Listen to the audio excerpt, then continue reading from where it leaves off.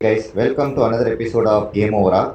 இன்னைக்கு வந்து நம்ம மற்ற எல்லா டீம்ஸ்லேயும் என்ன கரண்ட்டாக லைனப் இருக்கு, என்ன ஸ்லாட் அவங்க ஃபில் பண்ணணும்னு நினைப்பாங்க, அண்ட் எந்த ஸ்லாட்டுக்கு எந்த பிளேயர் அவங்க அப்ரோச் பண்ணுவாங்க இப்படிங்கிற லைனப் பார்த்துருவோம். ஸோ எம்ஐ எம்ஐ பிளேயிங் நான் சொல்லிடுறியா? MI playing 11 Rohit Sharma, Will Jacks, Suryakumar Yadav, Tilak Varma, நமந்தீரா ஆடுவாரா? நமந்தீர் ஆடுவார், கன்ஃபார்ம் ஆடுவார். ஹார்திக், அப்புறம் ஹார்திக் பாண்டியா, ருத்தர்ஃபோர்ட் ஆடுவாரா? ருத்தர்ஃபோர்ட் ஆடிடுவார்.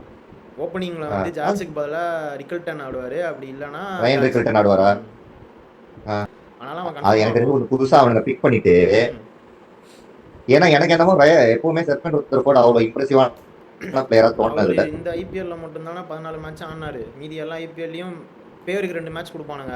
இந்த டீமே காலி ஆயிரும். அப்புறம் கடைசி 3 மேட்ச் கொடுப்பானுங்க. ஆனால் இந்த ஐபிஎல்ல ஒரு செம்மையெல்லாம் பண்ணல. ஒரு 2 மேட்ச் மட்டும்தான் ரொம்ப நல்லா அடிச்சாரு. பட் அவனுங்க வந்துட்டு ரொம்ப நம்புறானுங்க. மேபி பொலார்ட் ரெக்கமெண்டேஷனா என்னன்றது தெரியல. வெயிட், ஆனால் ஒரு பயங்கர பவர்ஃபுல் ஹிட்டர் தான், அதுலலாம் ஒன்றும் சந்தேகம் இல்லை. கன்சிஸ்டன்சி இல்ல, கன்சிஸ்டன்சி தான் சொல்றேன். இப்போ பொலார்ட் வந்தாலே மேட்ச் முடியும் அப்படிங்கிற அந்த ஃபீலிங் ருத்தர்ஃபோர்ட் கொடுக்கல எனக்கு. ஐபிஎல்ல ப்ரூவன் கிடையாது. மற்ற லீக்லலாம் வளர்ச்சி. கிரீனுக்கு போவாங்களா மும்பை? யாரு? கேமரூன் கிரீனுக்கு போவாங்களா மும்பை? 2 கோடி வச்சுக்கிட்டு கிறிஸ் கிரீன் ஒரு பழைய காலத்து 40 வயசு இருப்பாரு, அவரை வாங்கலாம். 2.75 இல்ல பேஸ் பிரைஸ்ல அடங்குறாரு. இன்னும் மத்தவங்களுக்கெல்லாம் வெளியே காசு கொடுத்து 2.25 கோடிக்கு கிரீன் 2 crores பேஸ் பிரைஸ். அது ரொம்ப ஆமா, யாரும் கை தூக்க கூடாது அப்படின்னு நீ அப்படி பண்ணாலும் ஆச்சரியப்படுறதுக்கு இல்லை. வெயிட் பண்ணி தான் பார்க்கணும். ஸோ நான் எப்படி யோசிச்சேன்னா, இவங்க ஓப்பனிங்க்கு ரோஹித்துக்கு பார்ட்னரா ஒரு டொமஸ்டிக், அதுவே அவங்க இந்த சீசன்லேயே ட்ரை பண்ணாங்க. அந்த ராபின் மின்ஸ்னு ஒருத்தனை இறக்கி விடுவானுங்க. பட் அவங்க செட் ஆகல. பட் அவங்க ஆக்சுவலி எனக்கு வந்துட்டு ஒரு ஓப்பனிங்க்கு ரோஹித்துக்கு ஒரு இந்தியன் விக்கெட் கீப்பரை எடுத்து இறக்கி விடுவாங்கன்னு தோணுது. இறக்கி விட்டுட்டு 3 ஸ்கை, 4 திலக்கு, 5 ருத்தர்ஃபோர்டு, 6 பாண்டியா, 7 நமந்தீர், 8 சாண்ட்னர், 9 வந்து தீபக் சஹர், 10 வந்து அல்லா கசன்ஃபர், 11 வந்து போல்ட்டு, நம்பர் இம்பாக்ட் பிளேயர் வந்துட்டு அந்த Ashwani Kumar left hand pacer செம்மையாக போட்டார் போன சீசனே. அஸ்வானி குமார் அவரை வச்சுப்பாங்க. இல்லை மயங்க் மார்க்கண்டேவை எடுத்துட்டாங்கன்னா அல்லா கசன்ஃபருக்கு பதிலாக ரிக்கல்டனையே வச்சு ஓப்பன் பண்ணிடுவாங்க. பட் இவங்க அல்லா கசன்ஃபர் போன வாட்டி 6 கோடி கொடுத்து எடுத்தாங்க. அவர் இன்ஜுரி ஆகிட்டார். அவர் நம்மனா இவங்களுக்கு இந்த ஃப்ளெக்சிபிலிட்டி வரும். அப்படி இல்லைன்னா இவங்களுக்கு இந்த ஃப்ளெக்சிபிலிட்டி வராது. இவங்க அல்லா கசன்ஃபர், சாண்ட்னர் 2 பேரையும் ஆடணும்னு நினச்சாங்கன்னா இவங்களால ஆட முடியாது. மயங்க் மார்க்கண்டேவை தான் இவங்க ஆடி ஆகணும் செகண்ட் ஸ்பின்னராக. ஏன்னா வேறு யாருமே இல்லை, இருக்கிறதே இந்த 2 பேர் தான் அவங்க ஸ்குவாடில்.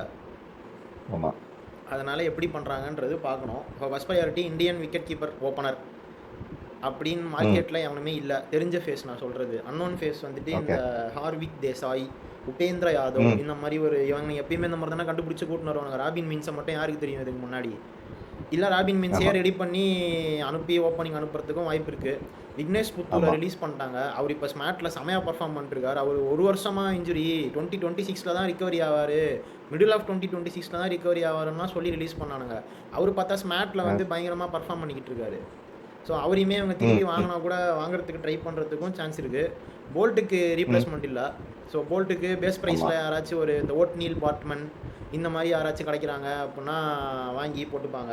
வேறு அவங்களுக்கு பெருசாக பென் டார்சிஸு இந்த மாதிரி யாராவது கிடச்சா வாங்கி போட்டுப்பாங்க.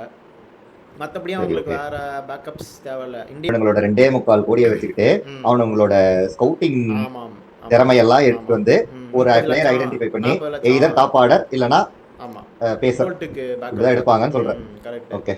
So moving to the next team, ஏன்னா SRH is one of my favorite teams. அதனாலதான் போலாம் SRH. நெக்ஸ்ட் SRH என்னை பொறுத்தவரை SRHக்கு வந்து நல்ல சாலிடான டீம் தான் இருந்துச்சு. ஆனாலும் அவங்க போன வருஷம் பெர்ஃபார்ம் பண்ணல.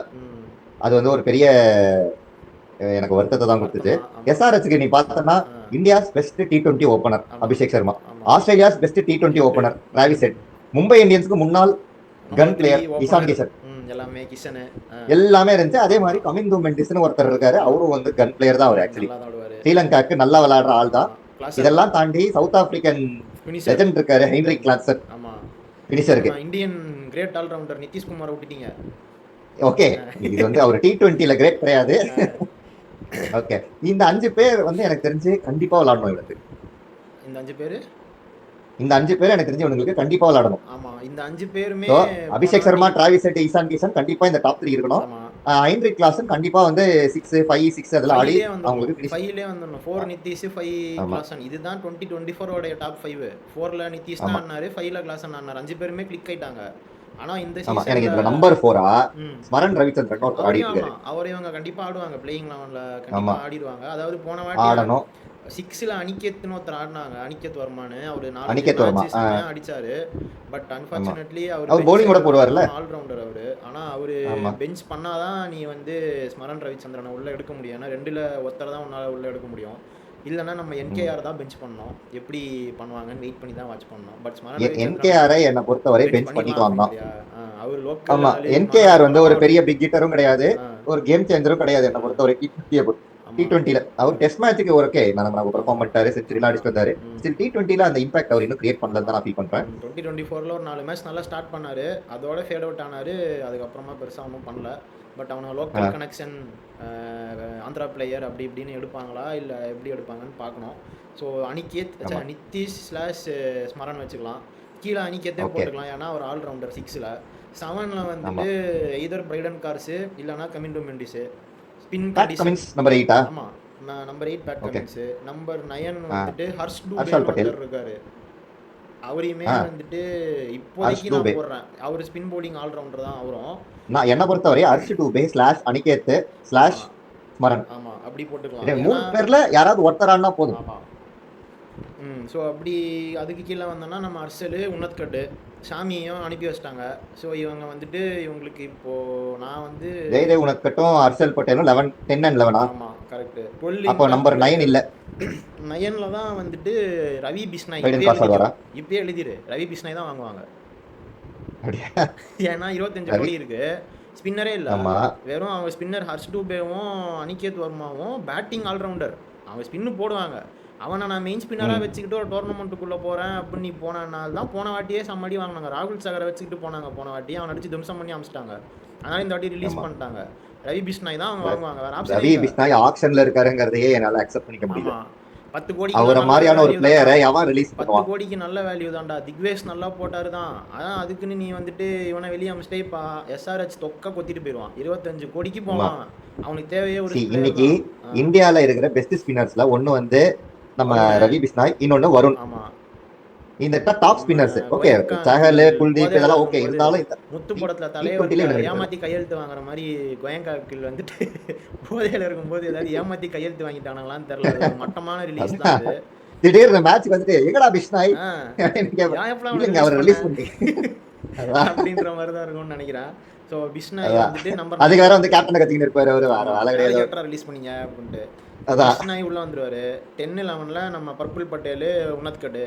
12ல் வந்துட்டு ஒரு ஓவர்சீஸ் பவுலர் இறக்குவாங்கன்னு நினைக்கிறேன். ஏன்னா இப்போ டெத் பவுலிங் வந்துட்டு கமின்ஸ் மட்டுமே தான் போட்டுட்டு இருக்காரு. அவருக்கு பார்ட்னர் உன்னத்கட்டு, ஹர்ஷல் பட்டேல்லாம் போடுறாங்க.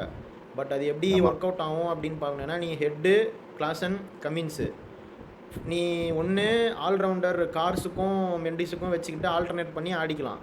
அப்படி இல்லைனா அங்கே அனிகேத்தையும் ஆடிட்டு ஸ்மரணியும் ஆடிட்டு இங்கே கீழே வந்து ப்ராப்பர் பேசுகிற நீ வந்து உள்ளுக்குள்ளே இறக்கலாம். அதே சேம் தான், வேறு ஆளே இல்லை. திருப்பி ரிப்பீட் பண்ணுறேன். Adam Milne, Matt Henry, Kyle Jamieson, Pathirana. அதுக்கப்புறமா பத்திரன்னா எனக்கு வந்து அன்சோல்ட் ஆயிடுவாருன்னு எனக்கு ரொம்ப 10 கோடிக்கு மேலே 200% போவார். ஓகே பிராவோ பாப்போம். டீலிங் பண்ணி வச்சிருக்காரு. எதுக்கு கேகேஆர்? ஆமாம், நான் அவனை எடுத்து பழைய பன்னீர் செல்வமா ஆக்கி டெத் பவுலிங் ஸ்பெஷலிஸ்ட்டாக மாற்றுறேன். பிராவோட எனக்கு ட்ரைனிங் பிராவோவே திருப்பி ஷாட்ஸ் எல்லாம் போட்டு ட்ரைனிங் பண்ணலாம்.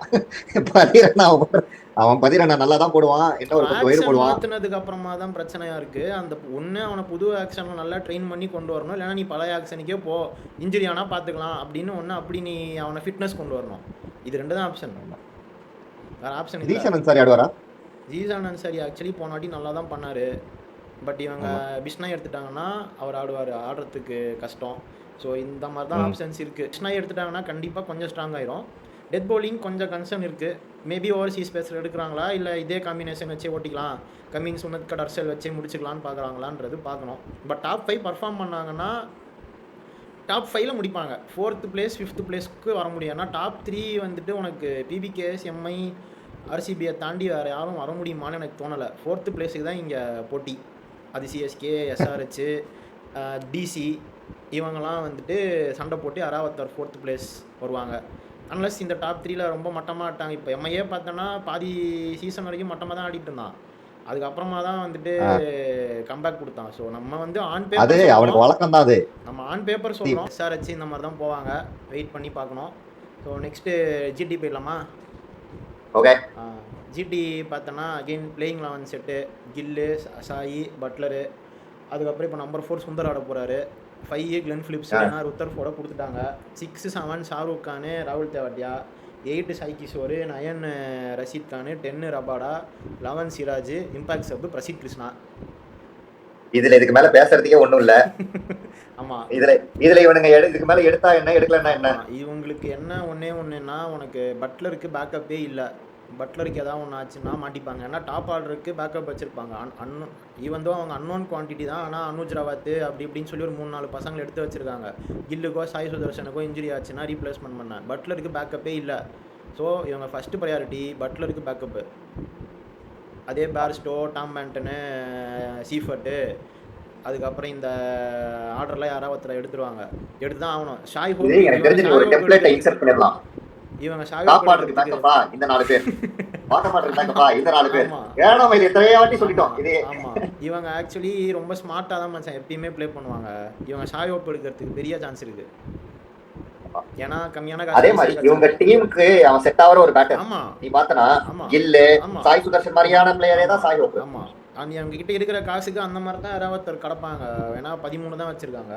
ஸோ ஃபஸ்ட்டு ப்ரையாரிட்டி பட்லருக்கு பேக்கப்பு. ருத்தர்ஃபோர்டு விட்டுட்டதுனால கிளென் ஃபிலிப்ஸுக்கும் ஒரு பேக்கப் தேவை. அதுக்கு அகெயின் வந்துட்டு இந்த ஏன்னா கிளென் ஃபிலிப்ஸ் வந்துட்டு ஸ்பின் போலிங் ஆல்ரவுண்டர் தான். ஸோ இவங்களுமே இந்த நம்ம சொன்ன பிரேஸ்வெல், அகில் ஹுசைன் இந்த மாதிரி ஆளில் யாராவது ஒருத்தரை இவங்க கன்ஃபார்மாக எடுப்பாங்க. இவங்க பிரேஸ்வெல் எடுக்கிறதுக்கு பெரிய சான்ஸ் இருக்குது. ஸோ அப்படி அதே மாதிரி நீ பார்த்தோன்னா ஷாருக் கான் வந்துட்டு ரொம்பவே ஸ்ட்ரகிள் பண்ணிட்டு இருக்காரு. அவர் ஐபிஎல் இது வரைக்கும் ப்ரூவே பண்ணல, டிஎன்பிஎல்லையும் பெருசாக அடிக்கல, இப்போ ஸ்மார்ட்லேயுமே அவரை பிளேயிங் லெவன்லேருந்தே ட்ராப் பண்ணிட்டாங்க போன மேட்ச்சு. அப்படிங்கும்போது அண்ட் ராகுல் தேவாட்டியாவுமே போன ஐபிஎல்லில் பெருசாக அவர் எதுவுமே பண்ணல. ஸோ 6 7 இவங்க 2 பேரையும் வச்சுக்கிட்டு கஷ்டம்தான். அகெயின் இவங்க காலங்காலமாக 2022லேருந்து டாப் 3 வச்சே எப்படியோ வந்துடுறாங்க. அந்த 3 பேர் அடிச்சு கொடுத்துட்றாங்க. இவனுங்க எவ்வளோ பர்ஸ் பாக்கி வச்சிருக்கானுங்க? 13 கோடி. நான் என்ன சொல்றேன், அடுத்த வருஷம் மும்பை இந்தியன்ஸுக்கு தேவையான ஒரு பிளேயரை இந்த வருஷம் இவனுங்க வாங்கி அடுத்த வருஷம் இவனுங்க ட்ரான்ஸ்ஃபர் பண்ணிப்பாங்க. வருஷம் இதான் பண்றாங்க. ஆமா, உத்தரஃபோர்டு வேணுமா? மும்பை இந்தியன்ஸோட பெரிய பினாமியே இவனுங்க தான். அப்படி இருக்கும்போது இவனுங்க இப்போ ஃபர்ஸ்ட் ப்ரையாரிட்டி ஏன்னா மும்பை இந்தியன்ஸ் கிட்ட காசு இல்ல, 2.25 கோடி தான் வச்சிருக்கானுங்க. டேய் நீ இந்த வருஷம் வாங்கிடுறா, அடுத்த வருஷம் வாங்கிக்கிறா, அவனையாவது ரிலீஸ் பண்ணி விட்டுட்டு வாங்கிக்கிறேன் அப்படின்னு வாங்கிடுவான். அவ்வளோ. ஸோ வரும்போது உனக்கு பட்லருக்கு ஒரு பேக்கப் கிடச்சிரும்டா, எடுத்துருவாங்கடா. இந்த ஷாய் ஹோப் யாராவது ஒருத்தர் எடுத்துருவாங்க. கிளென் ஃபிலிப்ஸுக்கு பேக்கப் இந்த பிரேஸ்வெல், அகில் ஹுசைன் யாராவது ஒருத்தர் எடுத்துருவாங்க. அடுத்தது வந்துட்டு ரபாடா பேக்கப்புக்கு அகெயின் அதே லிஸ்ட்டு தான். ஆடம் மில்னு, ஜேமிசனு, மேட் ஹென்ரி, கோச்சி இவங்க டீமில் தான் இருந்தான் ஆக்சுவலாக. இதில் யாராவது ஒருத்தர் எடுத்துருவாங்க. இதுதான் ரிலீஸ் பண்ணாங்க. போன வருஷமே ரிலீஸ் பண்ணிட்டாங்கன்னு நினைக்கிறேன். காஸ்ட்லி அண்ட் போன ஆக்ஷன்ல அன்சோல்ட் ஆகும். ஆமாம். அதுக்கப்புறமா அதான் நம்ம சொன்ன மாதிரி ஷாருக் கான், டெவாட்டியா வந்து ஒரு வருஷமாக ஃபார்ம் அவுட்டில் இருக்காங்க. அவங்க 2 பேர் தான் இவங்க டெசிக்னேட்டட் ஃபினிஷர்ஸு. ஸோ அவங்களுக்கு யாராவது இந்தியன் தான் எடுத்து ஆகணும். ஏன்னா ஃபாரினர் எடுத்தால் காம்போ போயிடும், காம்பினேஷன் ஸ்பாயில் ஆயிரும். அப்படிங்கும்போது இந்தியன்ஸ் யாராவது பார்த்து வச்சுருப்பாங்க. இந்த கார்த்திக் சர்மான் ஒருத்தர் இருக்கார், சல்மான் நிசார்னு ஒருத்தர் இருக்கார். இந்த மாதிரி யாராச்சும் ஒருத்தரை டார்கெட் பண்ணி எடுப்பாங்கன்னு நான் நினைக்கிறேன். இந்த நம்ம தமிழ்நாட்டுல ஆடுற பசங்களா இருக்காங்களே, லைக் பிரதோஷ் ரஞ்சன் பால். ஆமா, அவங்க இதெல்லாம் வர சான்ஸ் இல்லையா? இந்த இவரு நிதிஷ் ராஜகோபால்னு ஒருத்தர் இருக்காரு. அதே மாதிரி வந்துட்டு ஆர் ராஜ்குமார்னு ஒருத்தர் இருக்காரு. இவங்க 2 பேருமே ஃபாஸ்ட் பவுலிங் ஆல்ரவுண்டர்ஸ், செம்மையா பர்ஃபார்ம் பண்ணாங்க டிஎன்பிஎல்ல. ஷாருக் கானுக்கு லைக் டு லைக் ரீப்ளேஸ்மெண்ட்டாக இவங்க 2 பேர்ல யாராவது ஒருத்தர் எடுக்கிறதுக்கு பிரகாசமான சான்ஸ் இருக்கு. டெவாட்டியாவுக்கு பதிலாக இந்த சம்ஸ் முலானி, பிரசாந்த் வீர் மாதிரி ஆள் எடுக்கிறதுக்கும் சான்ஸ் இருக்குது. எடுத்துட்டாங்கன்னா ஜிடியுமே செட்டு. ரிமைனிங் டீம்ஸ் வந்துட்டு நம்ம அடுத்த ஒரு எபிசோடில் சந்திப்போம். பிடிச்சிருந்தா சப்ஸ்கிரைப் பண்ணுங்கள், லைக் பண்ணுங்கள், ஷேர் பண்ணுங்கள். நன்றி, வணக்கம்.